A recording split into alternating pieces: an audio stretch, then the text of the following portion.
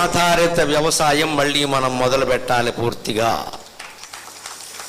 గోశాలలు విస్తృతంగా పెరుగుతున్నాయి, గోదానాలు చేసేవాళ్ళు ఎక్కువయ్యారు, మనం సంతోషించాలి. ఆ గోవుల్ని పోషించి, ఎద్దుల్ని పోషించి, తద్వారా గో సంతతిని పెంచి ఆ గోమూత్రాన్ని, గోమయాన్ని వ్యవసాయంలో పంచగవ్యం పేరు మీద ఉపయోగిస్తే వరి పండడం కాదమ్మా, బంగారం పండుతుంది, బంగారం పండుతుంది. గోమాత అంత గొప్పది.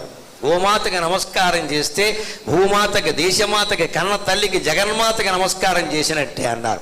ఎందుకు చేయమన్నారంటే గోసేవ, గోమయం, గోమూత్రం. మన శరీరం నుంచి నవరంధ్రాల్లో ఏ రంధ్రాల నుంచి ఏ మాలిన్యం వచ్చినా దరిద్రమే, చెత్తకంపు వస్తుంది పొద్దున్నే మొహం కడుక్కోపోతే. కానీ గోవు శరీరం నుంచి ఏదొచ్చినా పవిత్రమే. మీరు గమనించండి, దానికి మనకి తేడా.